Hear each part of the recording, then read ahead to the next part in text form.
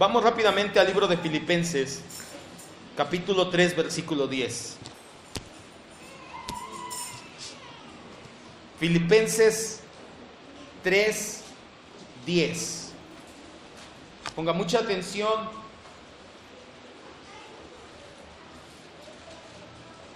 No se distraiga, no deje que nada ni nadie le distraiga. No pierda la bendición de escuchar atentamente la palabra del Señor.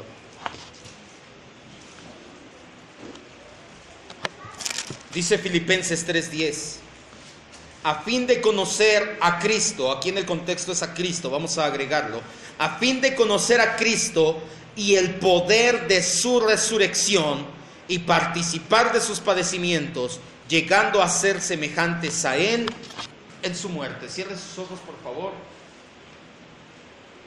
Te damos gracias, Dios precioso, una vez más. Nos bendices con tu palabra. Una vez más creemos firmemente que tú hablas a tu pueblo, Señor. Gracias, Dios. No nos queda más que ser agradecidos y aún reconocemos que este agradecimiento lo pones tú en nosotros, mi Dios. Porque si nosotros no fuéramos tus ovejas, no escucharíamos tu voz. Podría estar aquí hablando sana doctrina quien sea el mejor expositor en el mundo, y si tú no abrieras nuestro corazón y nuestros oídos, no escucharíamos a tu palabra, a tu voz. Pero porque nos has puesto la mente de Cristo, dice tu palabra, es que podemos entender, acomodar lo espiritual a lo espiritual, discernir, degustar, disfrutar esta palabra preciosa, Señor. Gracias, Señor, tú tienes, reconocemos siempre el tiempo y la sazón en tu mano. En el nombre de Cristo Jesús. Amén, Dios. El día de hoy vamos a suspender nuestra serie del fruto del Espíritu únicamente por esta ocasión, para dar paso a una enseñanza que debe de ser columna vertebral en la vida de todo buen cristiano. Vamos a hablar acerca de la resurrección literal y permanente de entre los muertos de nuestro Señor Jesucristo. Esto es porque el día de hoy, en la llamada Semana Santa, se celebra precisamente el día de hoy, Domingo de Resurrección. Esta no solamente es una tradición del catolicismo, mucha gente lo ataca y dice, es una tradición católico-romana. Tiene razón, de hecho estaba estudiando y no siempre se empalma el Domingo de Resurrección con el día real en que resucitó Jesucristo. Yo no sé si sabía eso. El emperador Constantino dijo, cuando sea primavera, y después de que es la primavera, llega la luna llena, y después de esa luna llena, primer luna llena, al siguiente fin de semana vamos a hacer la Semana Santa. Hay veces que cae junto con la Semana Mayor o la semana de celebración de Pascua de los judíos, y hay veces, como hoy, que realmente no es así. El Pesach se va a celebrar los judíos del 15 al 20 de abril, algo así más o menos, si tengo bien entendido. Pero no es solamente una tradición, de hecho no nos reunimos ningún otro día, y en alusión al llamado Domingo de Resurrección en la cultura católico y cristiana, vamos a hablar de ello. Cabe mencionar que nosotros los cristianos genuinamente nacidos de nuevo por la gracia de Dios, no solamente lo festejamos en esta fecha. Hay quienes dicen que lo hacemos todos los domingos, como le decía hace un momento, en el tiempo de alabanza, lo cual es parcialmente cierto. Aunque todos los domingos unánimes como un cuerpo celebramos a Cristo, la verdad es que esto es algo que tenemos que hacer todos los días, no una vez a la semana y mucho menos una vez al año. Si usted está esperando la Semana Santa para celebrar la resurrección de Cristo, no se diga cristiano. Un cristiano celebra la resurrección de Cristo ¿cuándo? Todos los días, no nada más los domingos. Yo celebro el día del Señor, todos los días son días del Señor.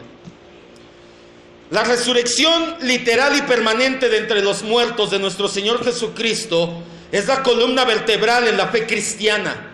Si esta doctrina llega a caer, no solo muchas doctrinas más caerían con ella. El cristianismo bíblico no podría seguir en pie. Es por eso que no es de sorprendernos que sea una de las doctrinas más atacada, minimizada, olvidada o ridiculizada. Y esto sucede desde la iglesia del primer siglo. Acompáñeme a Hechos 17:32. Ponga mucha atención, esta doctrina es principal. No la podemos comprometer ni un milímetro. Si la resurrección de Cristo no es tal, no hay cristianismo. Los cristianos en la iglesia de Corinto, Corinto es una ciudad cercana a Atenas, son griegos también. Los griegos eran muy dados, son muy dados al conocimiento. De hecho, es en Atenas donde a Pablo lo ridiculizan por la doctrina de la resurrección. Y ellos, para no verse mal ante los demás, decían, no, nosotros creemos en esta nueva filosofía, pero no hay resurrección. Y Pablo les escribe en su primera carta, el 15º capítulo, que es el más largo de todas sus epístolas, aclarándoles puntualmente que si Cristo no resucitó, no hay cristianismo. Si usted no cree que Cristo resucitó literalmente y que Él vive en la actualidad, no se puede llamar cristiano. Puede ser un simpatizante, puede ser alguien que los valores éticos morales del cristianismo le atraen, puede ser alguien que le cae bien los demás hermanos, pero usted no es cristiano si no defiende con todo su corazón esta doctrina. Cristo resucitó. ¿Cuántos dicen amén? Hechos 17:32. Pablo en Atenas predicando les empieza a hablar a los griegos y les dice que hay un Dios que no conocen. De hecho, al Dios no conocido, en el versículo 23, de ahí nacen los agnósticos, porque en el griego es agnostosteo, el Dios no conocido, y a partir de ahí empieza a salir el agnosticismo. El versículo 32 nos dice: pero cuando oyeron los griegos, los atenienses, lo de la resurrección de los muertos, unos, ¿qué dice que hacían? Se burlaban, y otros decían, ya viste, estaba bien, me estaba hablando de Dios, de que Él es bueno, de que nos perdonó, pero nada más que empezó a hablar y ese Jesús resucitó y la gente se empezó a burlar y dijo, no, la gente no resucita, tú estás loco. Otro día con más calma, tú no me llames, yo te llamo, Pablo, tú no te preocupes, yo te llamo. En nuestros días, sobre todo en los pseudocristianos llamados testigos de Jehová, son los que niegan no solamente la deidad de Cristo, pues para ellos Jesucristo es la encarnación del arcángel Miguel.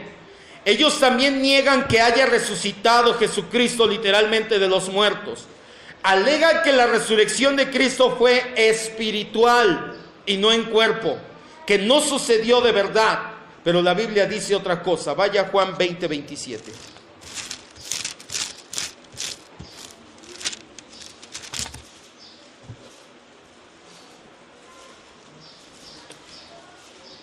Los testigos de Jehová se dicen cristianos.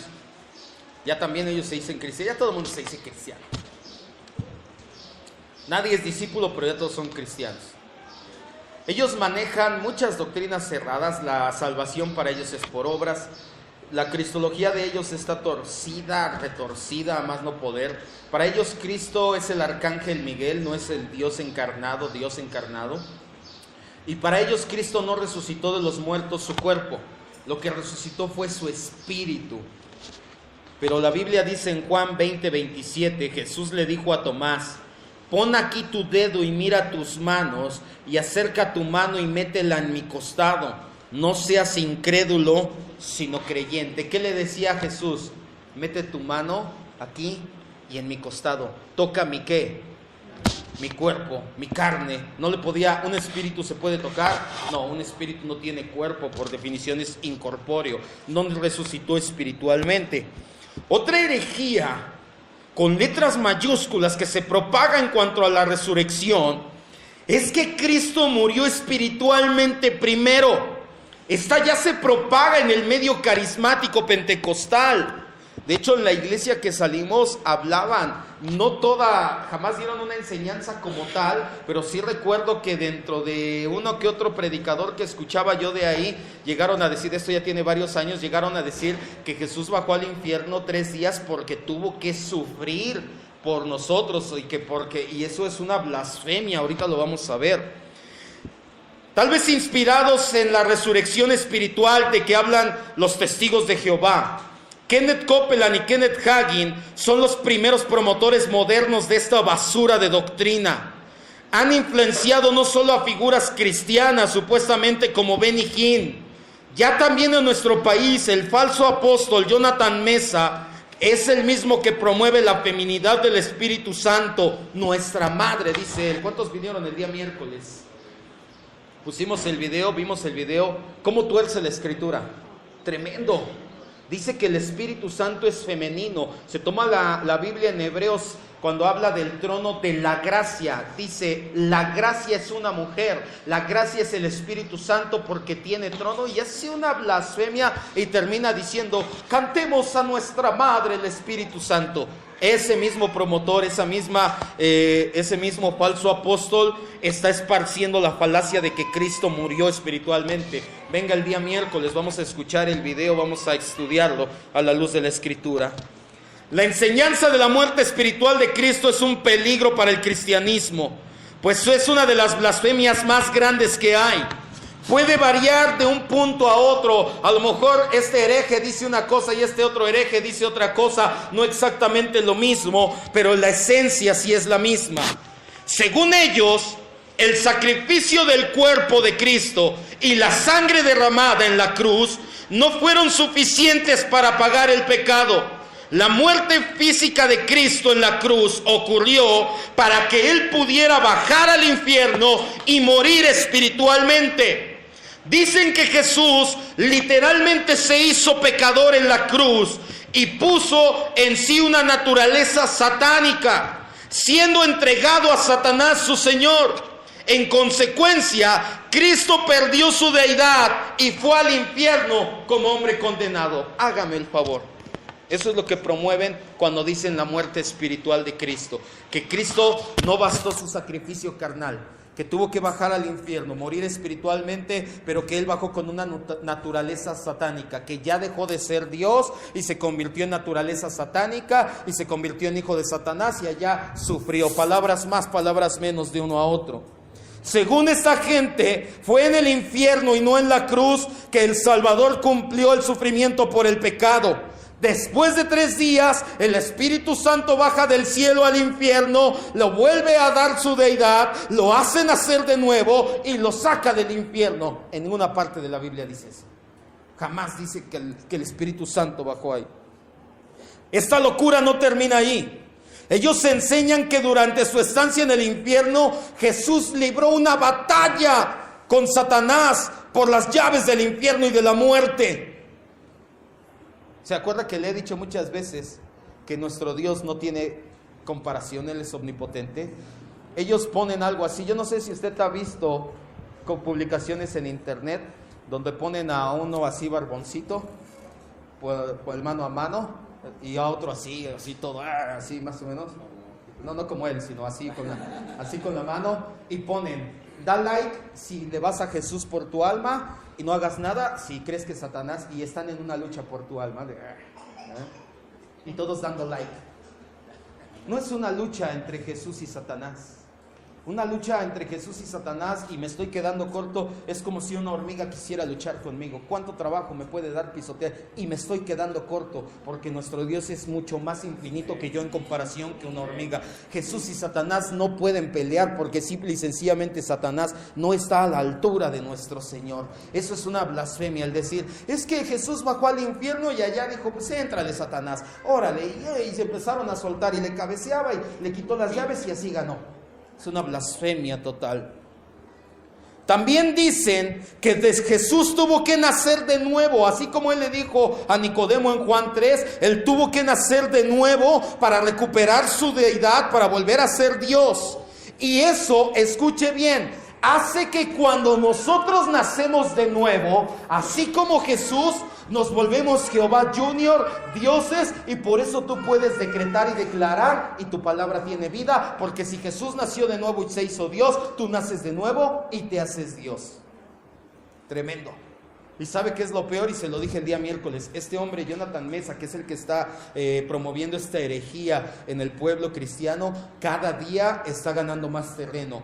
únicamente tenía 2 o 3 iglesias allí en Hermosillo, Sonora, y muchos no lo invitaban a predicar, discernían sus herejías, pero empezó a moverse más y más y más. Ya viene a predicar al Distrito Federal, ya va a Centro y Sudamérica, Colombia, a predicar. Entonces ya no es cosa solamente de una iglesia o 2, tiene sus videos en internet, y lo vimos más de, yo creo que serían como 1000 personas aplaudiendo sus tonterías verbales. Tenga mucho cuidado con este tipo de situaciones. Esta gente enseña que nuestros espíritus, cuando vuelven a nacer, son hechos a la imagen de Dios y ya no puedes pecar. Que un cristiano peca en la carne, pero no con su espíritu. Que tú eres un pequeño Dios porque naciste de nuevo, igual que Jesús, y que tienes palabra, poder en tu palabra para crear milagros, sanidad y prosperidad. Estas enseñanzas equivalen a un ataque al valor de la cruz y de la sangre derramada en esa cruz. ¿Sabes lo que significa creer en estas enseñanzas? Significa voltear a la cruz, ver el sacrificio que hizo Jesús en la cruz, ver la sangre derramada en la cruz y decir: me vale un cacahuate, no me importa, yo quiero creer. Para mí es lo más maravilloso que pudo haber pasado, yo no sé para ti. Si la cruz no fue un sacrificio suficiente, la sangre derramada tampoco lo fue. Jesús, escuche bien, no derramó su sangre en el Hades. ¿Dónde la derramó? En la cruz del Calvario. Aclaremos rápida, pero sobre todo bíblicamente, esta enorme blasfemia. En primer lugar, escuche bien, la vida sin pecado de Cristo es fundamental para nuestra salvación. Si Cristo fue a la cruz como un hombre pecaminoso, porque escuche bien, ellos dicen, en el Getsemaní, cuando Jesús se hincó a orar, por eso empezó a sudar gotas de sangre, porque su naturaleza fue cambiada. En ese momento él adquirió naturaleza pecaminosa, una naturaleza satánica, y a partir de ahí hasta que resucitó, hasta que no resucitó, él fue de naturaleza pecaminosa y satánica. Si esto es verdad, si Jesús fue otro pecador satanista más que fue a morir en la cruz, su sacrificio no fue propicio para Dios. Dios lo vio y dijo: no me agrada, tu sacrificio no me agrada. Yo quiero un sacrificio perfecto, sin pecado, y tú me das pecado, no lo quiero. Vamos a 3 citas. Primera de Pedro 1, 18 y 19. Aclara esta situación. Nuestra salvación en soteriología lo vamos a ver, Dios mediante, en unos meses o años, no sé todavía. La salvación tiene 4 puntos o 4 aspectos fundamentales, que son los 4 puntos de la cruz. Uno de ellos es propiciación. Cada vez que usted lea la palabra propiciación en el Nuevo Testamento, significa que es el indicado. Tenía que ser un sacrificio propicio, indicado, no cualquier sacrificio. Podríamos sacrificar media humanidad y aún así diría el Señor: no me basta, no es suficiente, este no es el que quiero. Tenía que ser el propicio, el indicado. Primera de Pedro 1, 18 y 19, dice la Biblia: sabes que fuiste rescatado de tu vana manera de vivir, la cual recibiste de tus padres. ¿Cómo fuiste rescatado? No con cosas corruptibles como oro y plata, sino ¿con qué? Como de un cordero sin mancha. ¿A qué se refiere? Cuando Juan el Bautista presenta a Jesús, él les dice: he aquí el Cordero de Dios que quita el pecado del mundo. Cuando el pueblo judío fue sacado de la esclavitud de Egipto en Israel, el Señor manda 9 plagas y en la 10ª dice: van a morir los primogénitos. Si tú no quieres que los primogénitos en tu casa mueran, haz algo. Sacrifica ¿qué? ¿Un qué? Un cordero. El cordero debe de ser de 1 año. Perfecto, sin mancha, ni un solo pelo negro, tiene que ser blanco, que no tenga el ojo nublado, que no tenga la pezuña mordida, que no tenga la oreja magullada, que no tenga la lengua mordida, nada. Lo tenían que buscar y tenía que ser el más perfecto que tuvieran en su casa. Ese cordero lo voy a sacrificar. ¿Por qué? Porque cuando tiene una pequeña mancha de pecado, para Dios es insuficiente. Dice: ya no. Por eso dice que el cordero sin mancha. Versículo 19. Hasta ahí nada más, perdón. Sin mancha y sin contaminación. Hebreos 4:15. Esta también es doctrina fundamental, el hecho de que Cristo no haya pecado. Hebreos 4:15. Porque no tenemos un sumo sacerdote que no pueda compadecerse, habla de Cristo, dice, en nuestras debilidades, sino uno que fue tentado en todo según nuestra semejanza. ¿Pero qué? Pero sin pecado. El hecho de decir que Cristo bajó en pecado y que murió en pecado es una contradicción directa a la Escritura. Que no digan que tienen nueva revelación. Porque eso sí, se jactó ese día que vimos el video y decía, la gente que no tiene revelación no lo entiende. Nosotros los que tenemos revelación, que el Espíritu, nuestra madre nos sabe, y siempre se la... ¿Sabe cuántas veces escuché esa basura en los púlpitos? Es que ahora el Señor va a traer revelación. Es que la revelación dice, tú entiendes esto, la iglesia siempre ha creído esto, pero la revelación me muestra qué es esto. ¿Cuántas veces escuché ese tipo de tonterías, por no decirle más? Primera de Juan 3:5.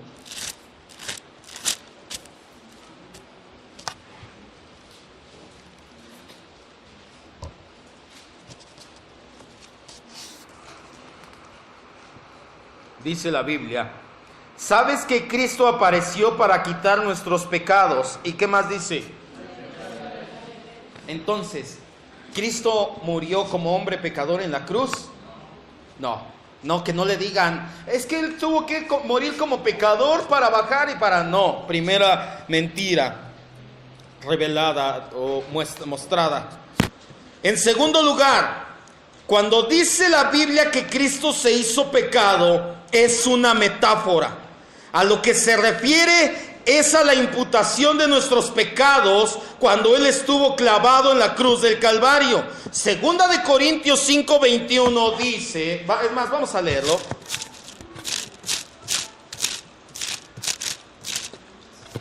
Dice, quien no conoció pecado, por nosotros lo hizo pecado. Eso es una metáfora, que por nosotros se hizo pecado. Él no se hizo literalmente pecado o pecador. Segunda de Corintios 5:21.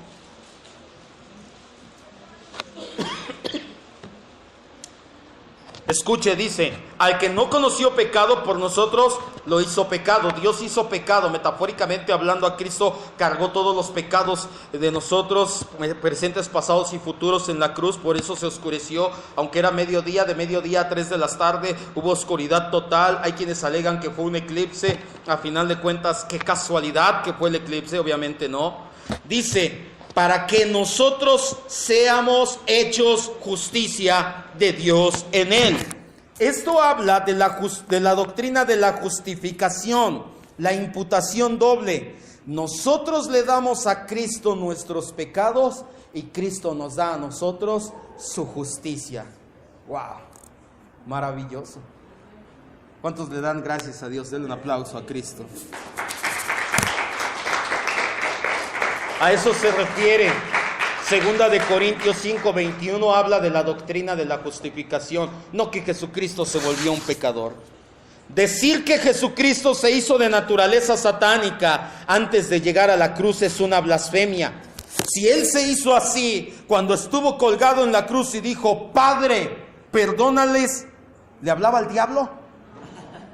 Ahora, ¿el diablo es misericordioso? El diablo de allá, bueno, los perdono. Lo único que no tiene es misericordia, el diablo. Además, decir que Jesús bajó al infierno a ser castigado o a pelear con el diablo es antibíblico. Eso lo pondría al nivel de Satanás y no hay comparación entre la criatura y el Creador. Jesús sí bajó a las partes bajas de la tierra. Vamos a Efesios 4, 8 y 9. Y Romanos 10, 17.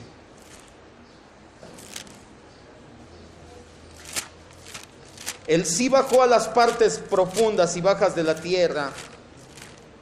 Él sí bajó al Hades, pero no bajó a sufrir. No bajó a ser castigado. No bajó a pelear con Satanás. Efesios 4, 8 y 9. Por lo cual dice, subiendo a lo alto llevó cautiva la cautividad y dio dones a los hombres. Y eso de que subió, ¿qué si no también había descendido primero? ¿A dónde? A las partes más bajas de la tierra. Si nosotros hacemos un esquema del planeta Tierra, en 2 dimensiones es un círculo, en 3 dimensiones es una esfera irregular, no es una esfera como tal, totalmente plana, es irregular. En 2 dimensiones es un círculo. La parte más baja del círculo es el centro. Porque si tú dices, yo me voy hasta abajo, bueno, pero ya los de abajo ya quedó pegadito a ellos. La parte más baja de la tierra es el centro de la tierra. Fue ahí a donde descendió Cristo. Romanos 10:17.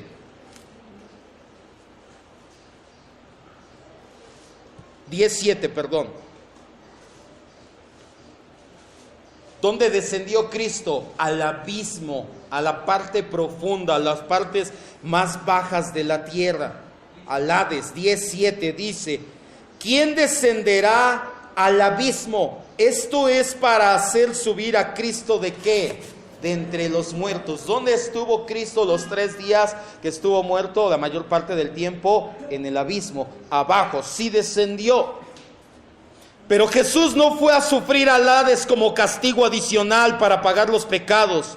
Él fue por los justos que se encontraban en el seno de Abraham y a arrebatar las llaves de la muerte y del Hades al enemigo. Vaya a 1 de Pedro 3:18 y después Apocalipsis 1:18. Es un poquito más doctrinal esta enseñanza que lo que estamos viendo los demás días, porque sí es muy importante que sepamos bien.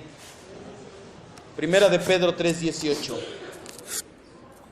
¿Cristo murió físicamente? Sí. ¿Bajó a las partes, al abismo, a las partes bajas de la tierra? Sí. Al Hades. Los infiernos le llaman mucho. Pero no bajó a pelear o a sufrir. Bajó a predicar, a proclamar su victoria. 1 de Pedro 3:18 y 19 dice: porque también Cristo padeció. ¿Cuántas veces? Ojo, no padeció en la cruz y después abajo en el Hades. ¿Cuántas veces padeció? Una sola vez. El justo o el pecador dice: el justo por los injustos para llevarnos a Dios, siendo a la verdad muerto en la carne, pero vivificado en el Espíritu. El miércoles aclaramos esta cita, porque esta cita la toma este hombre Jonathan Mesa, de aquí parte para torcer su doctrina. El miércoles queda bien clara esta cita, no se preocupe. Dice versículo 19: vivificado en el Espíritu, en el cual también fue y predicó ¿a quién? ¿A qué bajó? A predicarles y decirles: recíbeme en tu corazón, estoy tocando a la puerta. No, bajó a proclamar su victoria. Bajó a arrebatarle las llaves de la muerte. Las llaves significan autoridad, poderío, dominio.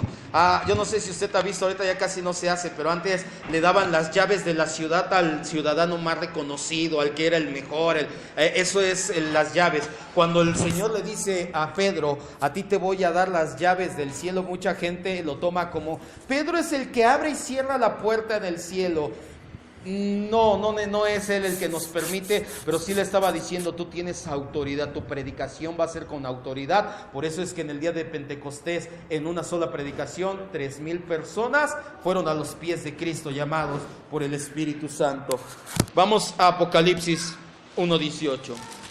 Jesús sí bajó al infierno, pero dice la Biblia que a sufrir, no, a pelear.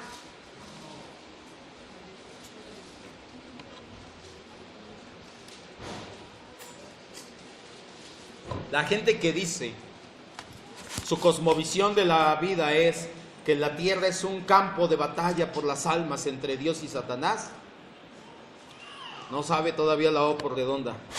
No es un campo de batalla. Satanás está derrotado y exhibido. Únicamente falta que se cumpla su condena. Pero él ya no es enemigo. Nunca fue enemigo a la altura del Señor y ahora está derrotado y exhibido en la cruz del Calvario y en la resurrección. Apocalipsis 1:18 dice: el que vivo y que estuve muerto, mas he aquí que vivo por los siglos de los siglos, no volverá a morir. Amén. Y tengo las llaves de la muerte y del Hades. Él bajó a arrebatar las llaves de la muerte y del Hades, no a pelear por ellas, a tener autoridad sobre la muerte y sobre el Hades. Al igual, decir que Jesús tuvo que nacer de nuevo es ponerlo en el nivel de un ser humano pecador. Solo los pecadores necesitan nacer de nuevo, y eso excluye por completo a Cristo, el único que jamás pecó.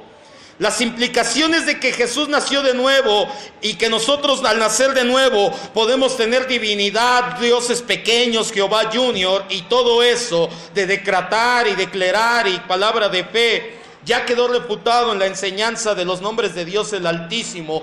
Si quiere, aquí nos tardaríamos 1 hora más refutando esto, puede entrar a internet o pídame el material, se lo hago llegar. Lo único que nos resta decir al respecto es que el único ser con capacidad creativa en sus palabras es Dios, y no hay más. Denle un aplauso al Rey.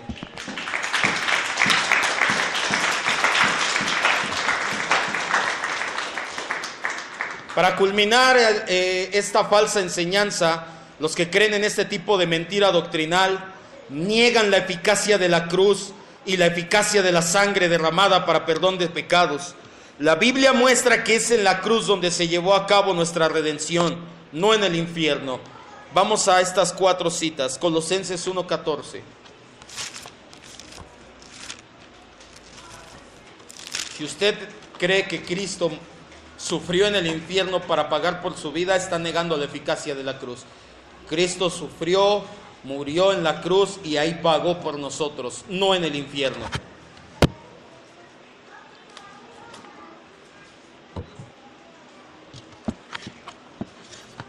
Colosenses 1:14 dice, en quien tenemos redención. ¿Por qué tenemos redención? Por su sangre. En el Hades no derrama sangre, un espíritu no derrama sangre, el perdón de pecados. Versículo 20 al 22 dice, de hecho los versículos intermedios nos hablan de la deidad, divinidad de Cristo, Él como creador, y en el 20 dice, por medio de Cristo reconcilia consigo todas las cosas, las que están en la tierra así como las que están en los cielos, haciendo la paz mediante la sangre ¿de dónde? De su cruz, no del infierno. Y a ustedes también, que eran en otro tiempo extraños y enemigos en su mente, haciendo malas obras, ahora los ha reconciliado en su cuerpo de carne, no espiritual, por medio de su muerte en la cruz, para presentarnos santos y sin mancha, irreprensibles delante de Él. Efesios 1, 5 al 7.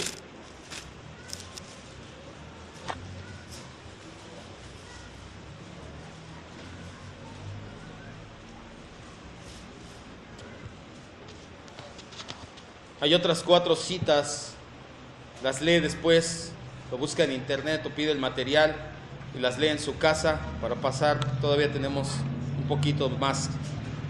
Efesios 1, 5 al 7 nos habla, dice, Cristo en amor nos predestinó para ser adoptados hijos suyos por medio de Jesucristo, según el puro afecto de su voluntad, para alabanza de la gloria de su gracia, en la cual nos hizo aceptos en el amado, en Cristo, en quien tenemos redención por su sangre, no por su sufrimiento en el infierno.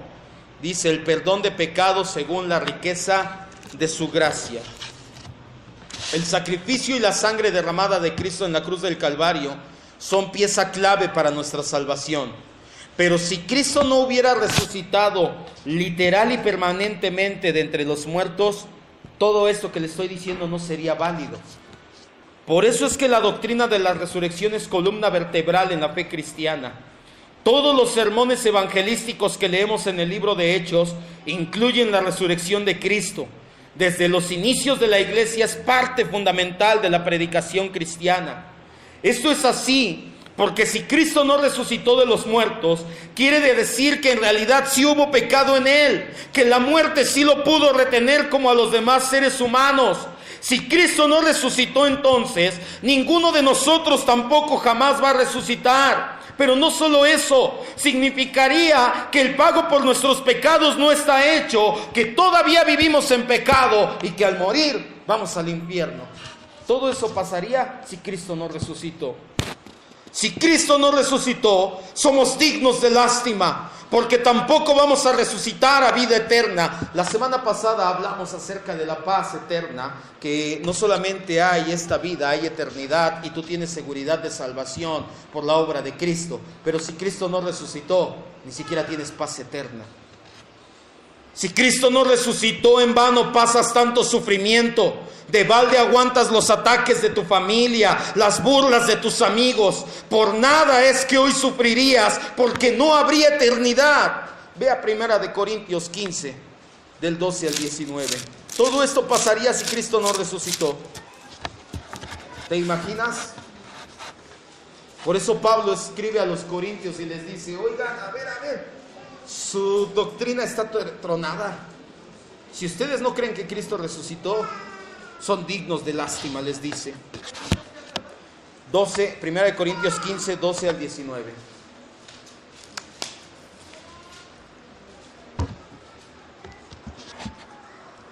¿Ya lo tenemos? Si predicamos que Cristo que resucitó de los muertos, pero si se predica que Cristo que resucitó de los muertos, ¿cómo dicen algunos entre ustedes que no hay resurrección de muertos? Lo que te decía hace un momento. En la iglesia de Corinto decían: somos buena onda los cristianos, pero eso de resurrección no lo creemos, ¿eh? Eso no, aquí no. Dice: porque si no hay resurrección, tampoco Cristo resucitó. Y si Cristo no resucitó, vana es nuestra predicación, vana es nuestra fe, nuestra doctrina. Somos hallados falsos testigos de Dios. Los apóstoles predicaban de la resurrección porque fueron testigos presenciales, oculares, pero a la hora de que Cristo no resucitó, entonces ellos son falsos testigos y están mintiendo. Obvio que no es así. Dice: somos hallados falsos testigos de Dios porque hemos testificado de Dios que Él resucitó a Cristo, al cual no resucitó, si en verdad los muertos no resucitan. Porque si los muertos no resucitan, tampoco Cristo resucitó. Y si Cristo no resucitó, su fe es vana y aún están en sus pecados. Entonces también los que durmieron en Cristo perecieron. La gente que creía en Cristo pero que ya murió, ya no tiene salvación. Si en esta vida solamente esperamos en Cristo, somos dignos de conmiseración de todos los hombres, que todos te vean con lástima porque estás pasando tantas situaciones y ya, en vano. Mas ahora Cristo ha resucitado de los muertos, primicias, el primero de los que durmieron, ha sido hecho. No es todo. Además, la resurrección asegura nuestra regeneración. 1 de Pedro 1:3.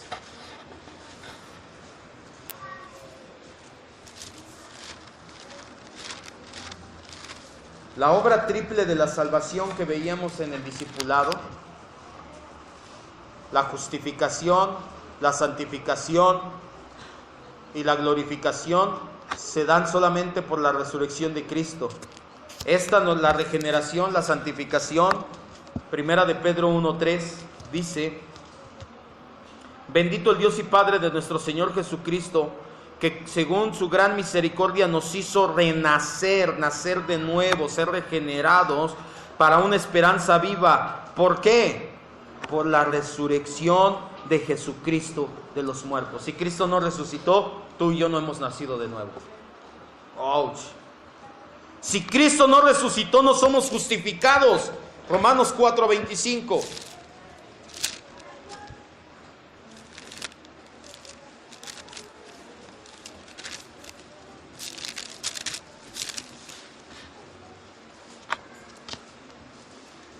Por lo cual, sino también con respecto a nosotros, 25, estoy leyendo el 24, el cual habla de Cristo, fue entregado por nuestras transgresiones y resucitado ¿para qué? Si Cristo no resucitó, tampoco eres justificado. Todavía tienes tus pecados y Él su justicia y no eres justo delante de Dios, no puedes ni pararte delante de Dios. Si Cristo no resucitó, no vas a ser glorificado. 1 Corintios 15:20. ¿Te das cuenta cómo la resurrección de Cristo es principal en la doctrina?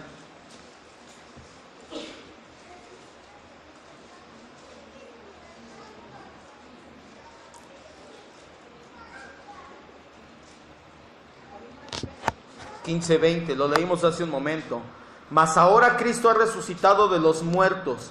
Primicias. ¿Qué es la primicia? El primero de los que durmieron es hecho. Hablando acerca de que Él es el primero entre todos los que creemos en Él, que vamos a resucitar. No con este cuerpo, ahorita lo vamos a ver más adelante, sino con un cuerpo regenerado.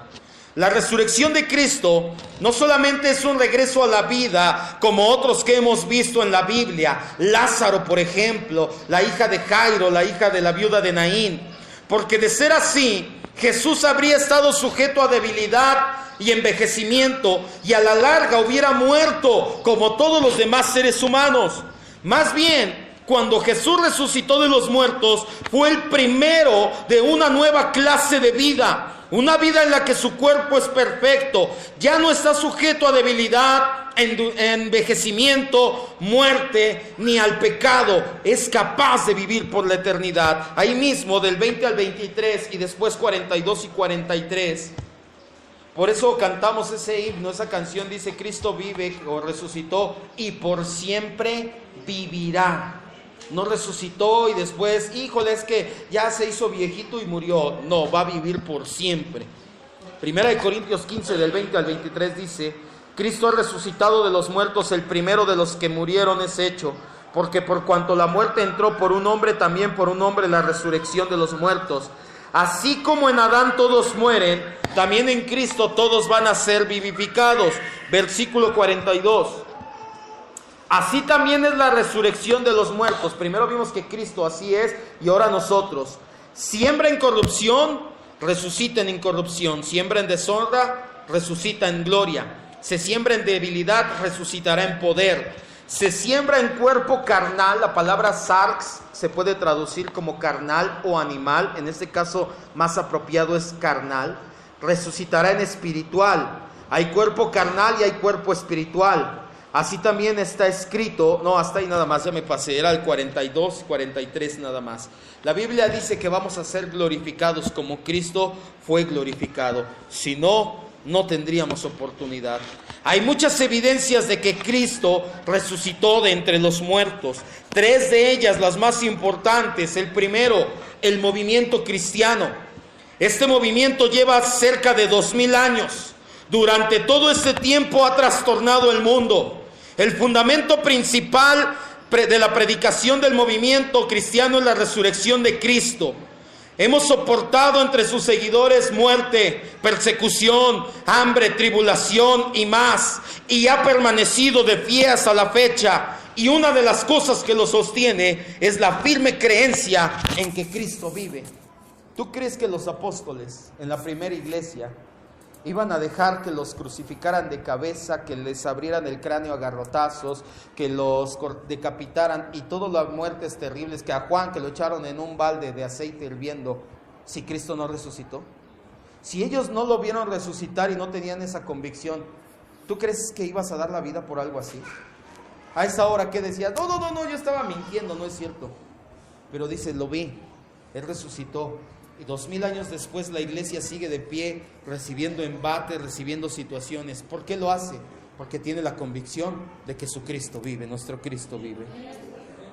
El día del culto cristiano, te decía hace rato, antes de la era cristiana los judíos celebraban el 6º día, el Shabbat. Después de la crucifixión, la iglesia cristiana empezó a dar culto el primer día de la semana, el domingo. La razón por la cual se cambió fue porque precisamente el primer día de la semana resucitó Cristo. Marcos 16:2.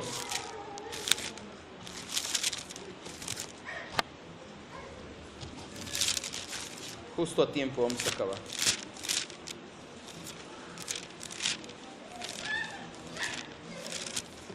Por eso es que la iglesia primitiva, la iglesia llamada primitiva, se juntaba el domingo. El día de servicio era el primer día de la semana, el domingo, pero era en la mañana, 6:30 de la mañana ya estaban juntándose para que a esa hora que empieza a salir el sol, que indica que a esa hora resucitó el Señor, a esa hora ya estaban cantando himnos, predicando la palabra, ya estaban unánimes juntos festejando y celebrando la resurrección de Cristo. Nosotros hoy en día lo celebramos un poquito más tardecito, porque si de por sí a las 10 de la mañana no llegamos. ¿Se imagina si les digo a las 6:30 de la mañana? Los religiosos ya, es el único día que me paro tarde, ese pase. ¿O no? Marcos, los religiosos en otras iglesias, no, aquí todos vendremos temprano, todo, amén, Señor, aquí estoy, sí.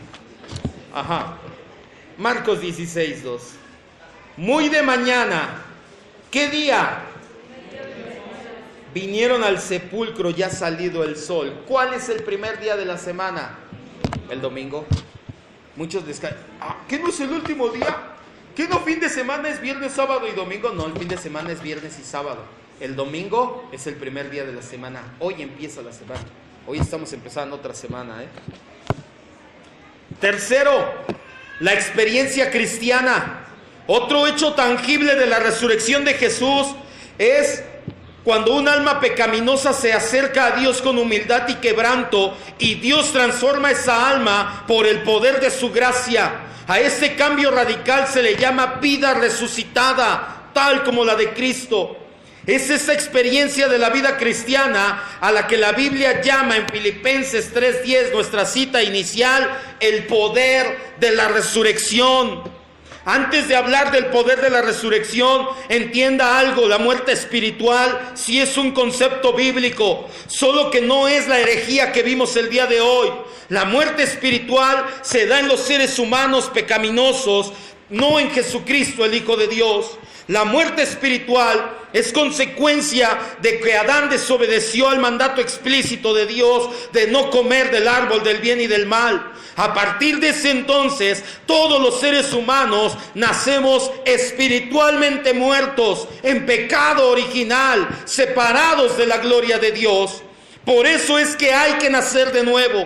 No basta con llevar una vida moralmente correcta, eso no salva. Lo que sucede cuando nacemos de nuevo por la gracia de Dios es que el pecado original es removido de nuestro ser espiritual.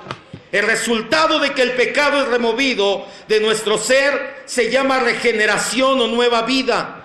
Lo que sucede es que nos aflige de ahora en adelante cometer pecados en la carne, y por eso buscamos de Cristo. Descansamos en Cristo como el único medio para ser santos. A esto se le llama comúnmente vida transformada, y esto es posible solamente por el poder de su resurrección. Mucha gente, no solamente moralismo, no solamente hablando acerca de buen comportamiento, mucha gente que no podíamos por nuestros propios medios dejar el pecado, no se puede, pero mucha gente que ha nacido de nuevo y ha experimentado el poder de su resurrección. Somos miles de millones a través de todos estos 2000 años de historia cristiana que damos testimonio de que Cristo es real y de que Cristo vive. Hay un acto simbólico que conmemora estas fechas y esta doctrina tan importante, y es uno de los 2 sacramentos ordenados en la Biblia, y se llama la Cena del Señor. Vaya a 1 Corintios 11, 23 y 24. Eso es el poder de su resurrección. El poder de su resurrección de Cristo no habla de que ahora tú puedes decretar y tienes poder. Habla de que así como Cristo resucitó y tienes vida, la vida resucitada de Cristo en ti, tú te alejaste del pecado. No tú, sino Cristo en ti. 1 Corintios 11, del 23 al 26.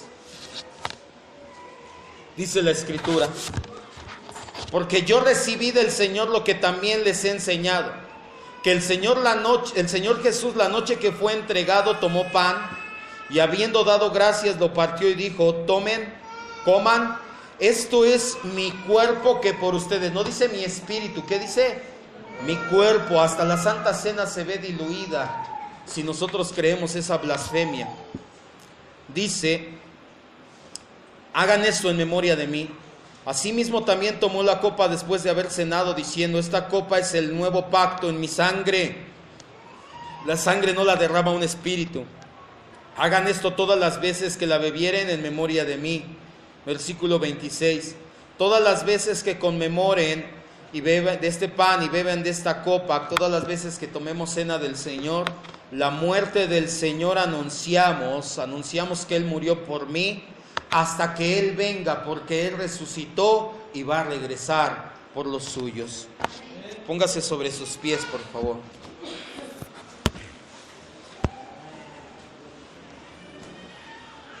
Ha llegado el momento